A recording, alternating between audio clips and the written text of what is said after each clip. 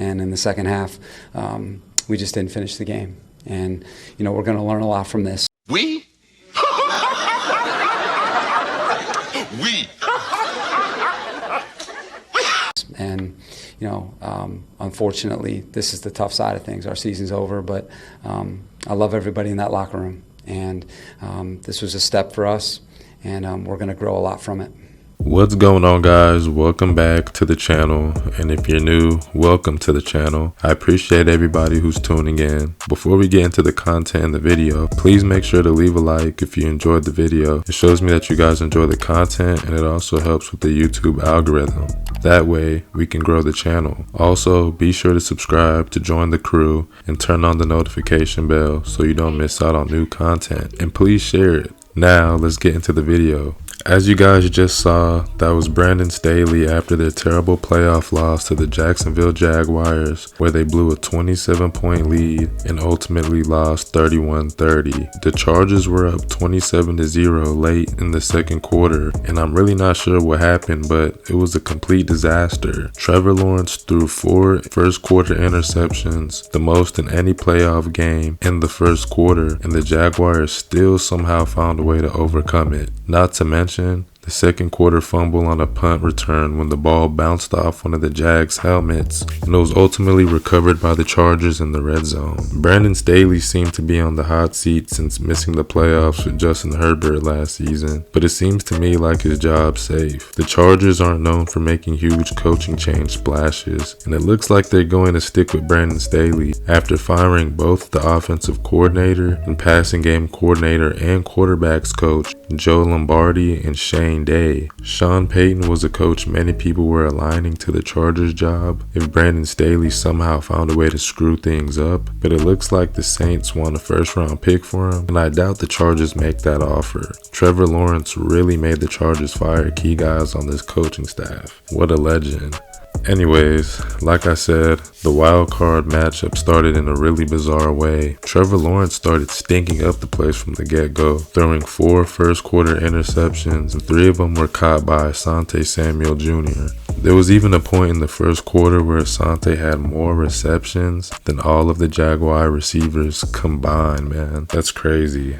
The Chargers were able to put up 17 points on the board during the first quarter and added 10 more points during the second quarter. This is when Trevor Lawrence started to heat up. He drove the ball down 47 yards and capped off the drive with a touchdown pass to his tight end Evan Ingram to make the score 27-7. The Jaguars never punted after this, which is crazy because it was just score after score after score after score. I'm not really sure what happened to the Chargers during the second half, but they were atrocious. They punted the ball twice and missed a field goal, going on to score only 3 second half points from a field goal around the 5-minute mark in the third quarter. Justin Herbert wasn't bad, but he wasn't great either. He was kind of just average, He didn't really do anything special during the game, if we're being honest. That doesn't mean the finger should be pointed at him, though. I think Staley should be held accountable. Staley is supposed to be a defensive-minded coach, yet his defense gave up 24 second-half points and were terrible against the run like they have been all season. Like, seriously, their defense has never been a threat to anybody, and the head coach is literally supposed to be a defensive-minded coach. I don't understand. Travis Etienne rushed for 109 yards on the ground on 5.5 yards per carry and had a big 4th down conversion run during the fourth quarter, basically putting the Chargers away.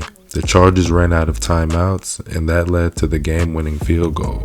Now let's talk about the main man of the video, Trevor Lawrence. He finished the game with 288 yards passing, 4 touchdowns, and 0 second half interceptions. Evan Ingram was his top receiver, who finished with 7 receptions, 93 yards, and a touchdown. Christian Kirk followed with 8 receptions, 78 yards, and a touchdown. Zay Jones also had 8 catches, 74 yards, and a touchdown. Marvin Jones added a touchdown and 29 yards of his own. This offense just looked explosive like we saw down the stretch of the regular season, and Trevor Lawrence was absolutely slinging it. Like, he looked like the #1 overall pick that was drafted a couple years ago, and he's really flourishing into that. We need to give Doug Peterson some love as well. I don't know what he told Trevor Lawrence during halftime, but he somehow kept his confidence afloat. Dougie P is really showing how good of a coach he really is. If it wasn't for keeping Carson Wentz as the starter for so long and keeping Jalen Hurts benched for so long as he did, he'd probably still be the coach in Philly. Who knows? Nick Sirianni probably would be somewhere else. Doug Peterson clearly outcoached Brandon Staley and showed how much better of a coach he is at making adjustments. Like, literally, Brandon Staley made 0 second half adjustments. I don't know what they did in the locker room. I don't know if they just went in there and started turning up, but man, he needed to get those guys to focus and to finish the game out. But hey, look, I picked the Jaguars to win this game